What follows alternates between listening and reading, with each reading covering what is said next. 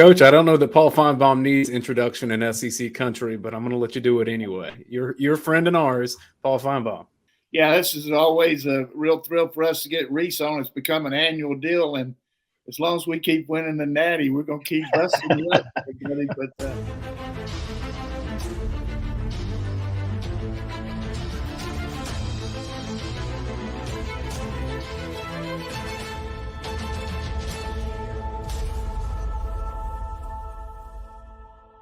look, Georgia has the longest winning streak in the country. They've won back-to-back national championships. If we get a chance to go to Athens for a game, we would love to come back to Athens. So I think there's probably opportunities as things come up over the course of the season that hopefully we'll see you guys between the hedges. That'd be fun. Just hopefully we're not having the homecoming parade where I got to pick you up and we got to navigate through there to go to our dinner today because you got a big meeting there. But that was but if you're taking me out there for another one of those meals, then I'm in. Let's do that. Yeah, we can navigate do that. But I mean, can you believe the way we were navigating through the homecoming parade? I told that cop I got Rece Davis waiting me up there. Let me go pick him up. He said, you're the grand marshal of any homecoming parade you ever come in contact with. So yeah, I'm not surprised you got through there. Let's just go here and talk about your relationship and the involvement of Kirby as an assistant coach at Alabama and the way he's evolved and really kind of taken over college football as the guy the last couple of years. What have you seen that really makes you think that he's been able to do that and the changes maybe he's made to help him? From a personal standpoint, Coach, to me, he is held true to form. I mean, I don't remember, I've interviewed him a couple of times this year, and I said something. I said, well, Coach, thanks so much for coming by. And he looked at me like, I mean, why wouldn't I want to be here? And I say that because others aren't like that. You can draw your own conclusions on who the others are. But Kirby's always been available, and I mean, I'm also aware that we have a big platform. I'm not acting like I'm, got a Kool-Aid stand out in front of my house. I mean, I realize I work for a big entity, but that doesn't matter to some people, but to him it does, and that really matters to me and our audience. He never stops. I mean, and I'm sure in the back of his mind he's thinking, maybe I'll reach a recruit by going on the show. Maybe I'll do this. Or maybe he's just a good enough person that's true to form. And I think it's all of those things, and that is remarkable. Yeah, I mean it will be interesting. This season will be a real challenge for him because he's trying to do something unprecedented. But I haven't noticed much. He always seems to be the same. Even on those down moments, he's very personable.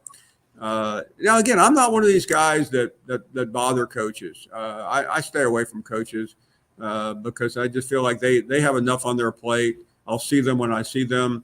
So I don't know what he's like, to cover as a beat. I don't know a lot of those things that you guys understand better, being in Athens. But I couldn't be more impressed with him. And it's the personal things that matter to me more than how he handles everything else. But I thought even this winter, when everything seemed to be going wrong with all the off the field issues, he held true to form. He didn't say very much, but when he did, he meant it. Yeah, he did, and it's been tough on him, just on all of us. To lose one of your players is just devastating, and it really has been hard. But I think the one thing that you mentioned to me several times is how much you enjoy coming to Athens with your show on Saturday, but also the fact that he is always ready to come over there, whether it's Friday afternoon. Doesn't matter. He's always there, and I see the interaction that the two of you have, and I know he realizes that that's his job, but he also has a lot of respect for you, Paul. There's no question about that. Well, I mean, I it's an advantage having been known him a lot. I didn't know him well, but I knew him. I mean, we would talk occasionally when he was at Alabama, and I think there's also anybody that has worked for Saban, Coach, understands those like me who have dealt with Saban over the years. I mean, I can't remember where I was. A couple of years ago, there was Muschamp and Kirby and a couple other guys, and the subject's always turning to Saban. And that's understandable. And so there is that commonality, but I really, I mean, I sound like a broken record with him, but I think this should not be a surprise. You had a great interview, you and Pete Thamel, on your podcast with Kirby Smart last week. I encourage our audience to check that out. Kirby, with you guys, has his hair down a little bit more relaxed than a news conference. What is it about Kirby that you see that helps him sustain success? Because this level that George has been at is very difficult to repeat year over year over year. He does a great job of staying in the present. That sounds cliched. Everybody says that, some coaches, my son's baseball coach at Duke called it being where your feet are. Rick Pitino used to call it stay in the precious present. All of those things that are cliched, but cliches sometimes are often true. And Kirby often doesn't phrase it that way, but I think he does a remarkable job of wanting to achieve right now. The story he told about celebrating Christmas in July and calling it Julymas with his family led to the story of, I said, well, what's the best Julymas gift you've ever gotten? And he said, well, my mom gets me scratch off lottery tickets. She says, I know you don't like to go to the convenience store, and she didn't use this phrase, nor did he, but basically it's like, what do you get a guy who's got everything? Well, I know you like to play the scratch off. I'll get you scratch off tickets. So I asked him if he had ever used the scratch off tickets in talking to the team lottery to shape it into one of his patented speeches. And he chuckled and said, funny you should ask that. He said, we use it like the ping pong balls in the hopper on the lottery. The more individual wins you get, practice reps, drills in the off season, one-on-ones in a particular play in the game, the more lottery balls you put in the hopper, the better chance you have of getting the results you want. But you got to focus on getting those lottery balls in the hopper. Now, I'm paraphrasing what he said a little bit, but I thought that really epitomized the way he goes about it. Win this little battle right here. Win this rep in practice. Correct this little mistake in practice right now. And if you do that, then you create more opportunities to play, to start, to win championships. And it's a really extraordinarily difficult thing for human beings to do in any walk of life. Let's call that just like uncommon, right? That's not common for people to be able to do that. And I think that he does it extraordinarily well. The goal of having him on the podcast was to give people a little insight to him, because I think by and large across college football, outside of, Georgia fans, I think people know Kirby Smart's a great coach and a championship coach, but I didn't feel like they knew him very well. And hopefully, the goal of that conversation was to give them a little insight into his personality, his philosophy.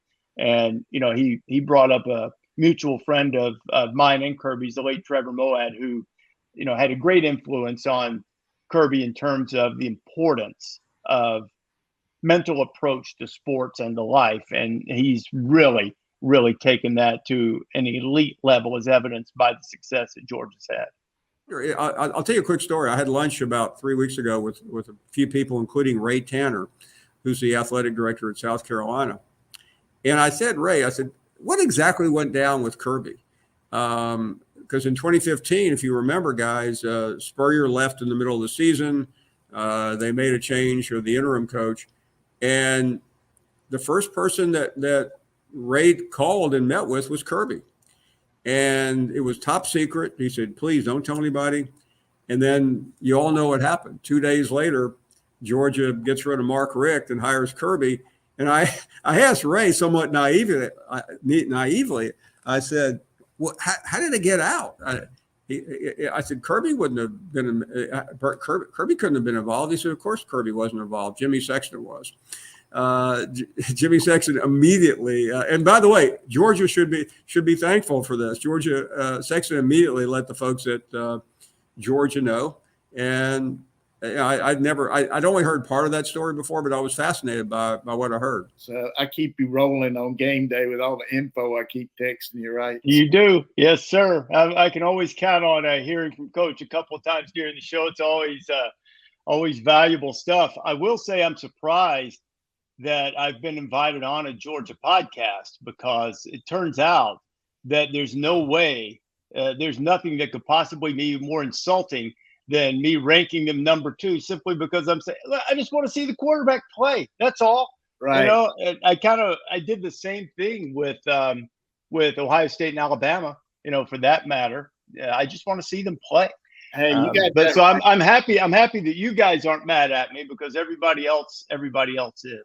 We know you got good reasons. I saw yesterday Elle was mad about the 3 guys picking Alabama. You know, she's getting all over Finebaum about it. It wasn't his fault, but you know, hey, these early season picks, who knows what's going on. The last question to hear is just your show on Saturday. How many people does it take to put that together? And what's how do you decide where you're going, and what's the chances for you coming here several times this year? Because everybody loves to have you here. Yeah, there are a lot of it takes a lot of technical work. You have to move a lot, so there are a lot of folks that are involved. As far as where we go, it's the first part of the SEC network. We tried to be judicious. We tried to go to the same place. We tried to go to a different place every week. We tried to get to every place. We're now trying to gear toward the better games if we can. We also have another show at ESPN, obviously GameDay. So you don't want to be there at the same. You don't want it to be where they are every single week. We've done it a few times. We did it at Georgia, I believe, once or twice. I think for the Kentucky game and the Tennessee game last year. Sometimes you just can't help it. But in some weeks there really aren't very many good choices. Now, and I'll be, if I could speak honestly here, this week was one of those. There were the best game was on Sunday, so we couldn't do that. The next 2 games are Tennessee and Virginia, which is not a very good game, and South Carolina and North Carolina. We ended up going to Nashville for the Tennessee-Virginia game because GameDay was going to the game in Charlotte. So a lot of times it's just a matter of choice. Some weeks you have 5 choices, but yeah, we'll be in. I mean, we also want to go where the winners are. That's why we've come to Athens so many times lately. Okay, Paul, I know you're getting ready for your show. It's hard for me to really quantify the fact that nobody in America has 4 hours a day like you do, and just keep it going like you have. It's just they need to keep giving you raises, man, because you MVP of the SEC, that's for sure, and I mean that sincerely. But from our fans' perspective, we ask them who they want to talk of, Dayne and I, and you're always the guy that gets the most votes. So we appreciate you coming on with us, and look forward to seeing you here when you come a couple times this year. I always look forward to having a few minutes with you. Well, thank you for saying that. I'll end with a prediction. I think the Dogs are going to three-peat, and at the end of come January 11th or whatever it is, and the Alabama, if an Alabama fan calls up and says, "Well, don't you start talking about the Saban dynasty being done," I'm going to hang up, because if Georgia wins 3 in a row, we won't hear any more about Nick Saban's dynasty. It will be buried and gone, guys. And if we get to that last game, we'll have you on again. Yeah, I will talk to you in the second quarter as soon as. Now the elephant in the room is the Dogs. All the people around here got their opinion of them.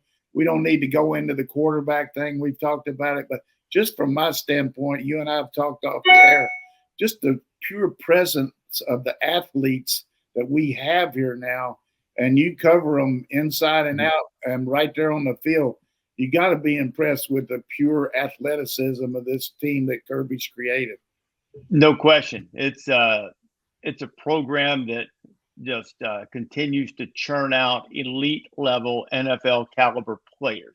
They've got a whole bunch more of them this year, and they are so loaded that, I expect Carson Beck to have a chance to develop. And there's not a ton of pressure on him. There's always some pressure on the quarterback of the number one team in the country. Let's not kid ourselves. But he's got some room with that defense and 70% of the defensive production returning back, and Smile Munden coming back, and Pop coming back, and Starks coming back. And, as much as, look, Jalen Carter was a force of nature, no question. But last year, watching the Tennessee game down on the field, Stackhouse was wreaking havoc in the middle of that. He's still sitting in there. So it's almost impossible to see anybody on Georgia's schedule prior to the calendar turning to November who could even take advantage of Georgia trying to give them a game. You know what I mean? I mean, there are teams that maybe if you got them in a road environment, maybe, but those teams are in Athens, South Carolina, Kentucky, Florida games in Jacksonville. But what I mean by that is it seems like prior to that, for Georgia to lose, they'd need to give up, a kick return for a touchdown, a blocked punt, and 2 pick sixes, and even then, who on that schedule, and I'm not trying to crush your schedule. I'm saying this to praise how good Georgia is and how elite the talent is.